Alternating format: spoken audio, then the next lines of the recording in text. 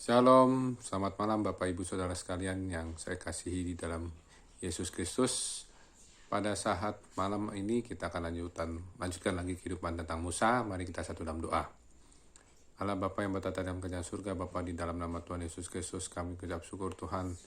Engkau sungguh baik-baik kami, Allah Roh Kudus memimpin hidup kami, memimpin segala yang kami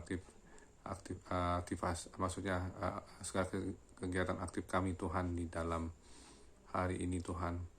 Engkau juga melindungi kami Tuhan dan menyelamatkan kami dari serangan roh kematian, roh dunia, roh mati, roh santet, sia, tenung, tumal, guna-guna roh maut dan kiamat, roh maut, segala penyakit apapun termasuk COVID-19, varian apapun, roh serangan kematian, sakit demam berarti serangan penyakit apapun, jantung hancur kuasanya. Terima kasih Tuhan, aktivitas kami Tuhan Kau pimpin dengan kuasa darah Allah dari Yesus Tuhan.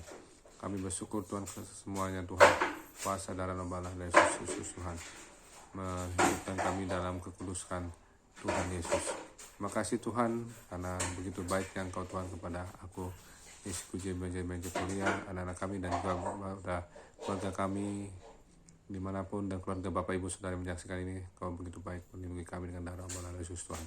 Pada saat malam hari ini kami mau undang arah Roh Kudus untuk memimpin kami dalam kehidupan Musa, firman-Mu Tuhan Yesus, biarlah kami berdoa urapan dari tempat yang Maha Kudus mengurapi kami dalam menyaksikan firman Tuhan yang begitu luar biasa, mencontohkan kehidupan Musa yang menjadi teladan bagi kami. Kami ikuti Tuhan semua yang Kau berikan kepada kami sesuai dengan firman-Mu Tuhan.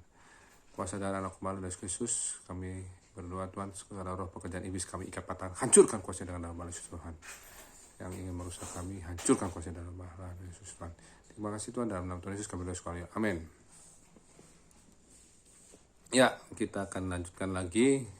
Kemarin kita sudah mempelajari tujuan padang gurun, ada 4. Kita sekarang Musa dipilih oleh Allah, itu judulnya ya. Musa dipilih oleh Allah. Jadi kita tahu bahwa Musa ini dipilih oleh Allah. Memang sebagai anak Tuhan, orang Kristen, kita akan mengalami ketiga langkah prinsip dalam kehidupan Kristiani ya. Kita baca permulaan ya di Wahyu 17 ayat 14. Wahyu 17:14 ya.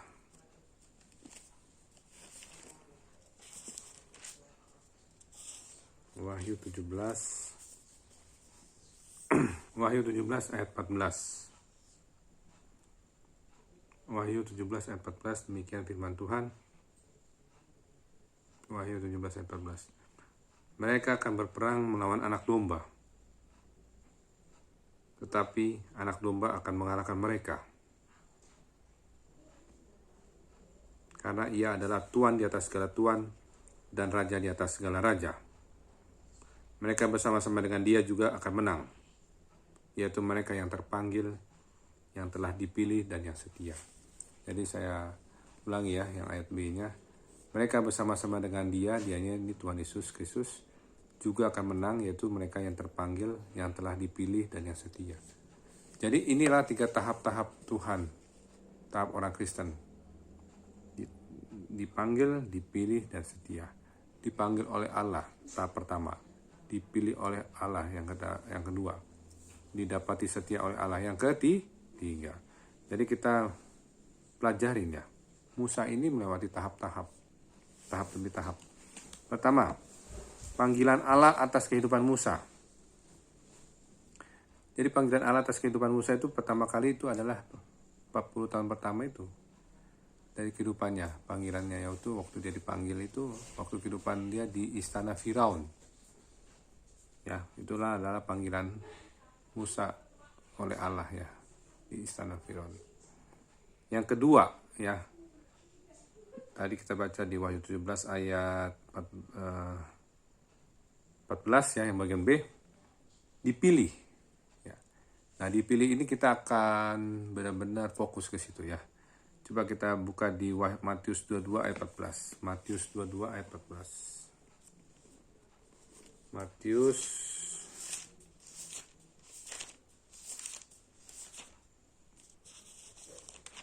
Matius 22 ayat 14. Sebab banyak yang dipanggil tetapi sedikit yang dipilih ya. Tadi Tuhan memanggil anak-anaknya. Musa termasuk dipanggil juga. Tapi kelanjutannya, tetapi sedikit yang dipilih. Sedikit yang dipilih. Kenapa sedikit yang dipilih?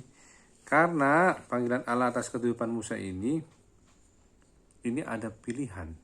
Setelah 40 tahun di istana Firaun yang pertama, 40 tahun di padang gurun yang kedua, di mana Musa dipilih Allah? Atau pertanyaannya, di mana kita dipilih Allah? Kita dipilih di dalam dapur kesengsaraan.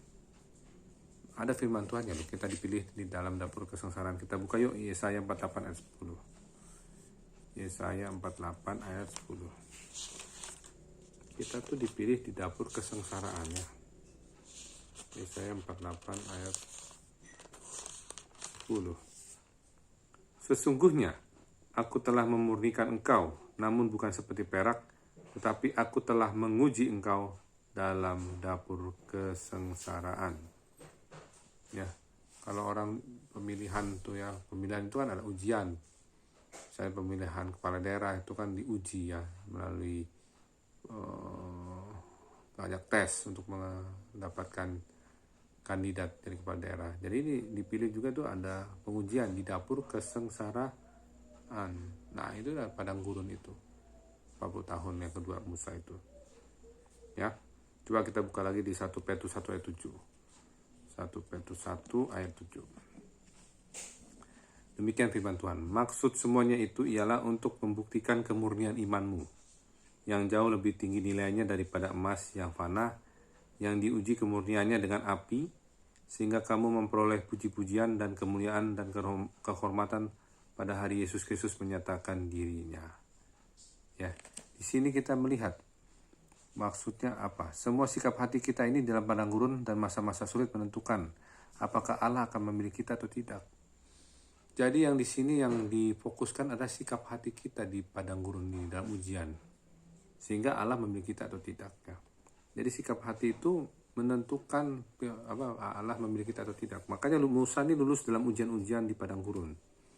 Ya, dan ia dipilih oleh Allah serta diberi tugas ketika berhadapan dengan semak yang menyala-nyala. Jadi Tuhan datang dalam bentuk semak yang malah menyala-nyala ya. Nah, di sini sikap hati kita yang penting. Bagaimana respon hati kita ketika kita berada di dapur kesengsaraan di padang gurun kehidupan. Ya. Jadi ini menentukan sikap hati kita. Jadi kenapa Musa dipilih? Ya sikap hatinya benar lulus ujian. Ya, makanya itu tujuan padang gurun tuh kemarin kita sudah sampaikan. Sikap hatinya adalah long suffering, yaitu panjang sabar. Dan ada ketaatan, ya mengandalkan Tuhan. Tadi kan kalau kita baca ya perikop waktu di semak yang menyala-nyala itu kan Tuhan bilang Musa harusnya kan diutus, tapi Musa membilang bahwa dia orang yang nggak pandai bicara ya. Nah sebenarnya Musa itu, kalau memang kita semua punya kekurangan, tapi kalau bersama Tuhan akan memampukan ya. Sebab kemarin kita bahas kita tidak dapat melakukan apapun tanpa pertolongan Tuhan ya. Jadi kita butuh pertolongan Tuhan dari ujung rambut ujung kaki tubuh jero kita tuh selalu butuh pertolongan Tuhan ya. Amin. Jadi nanti kita akan membahas tentang semak duri yang menyala-nyala ya.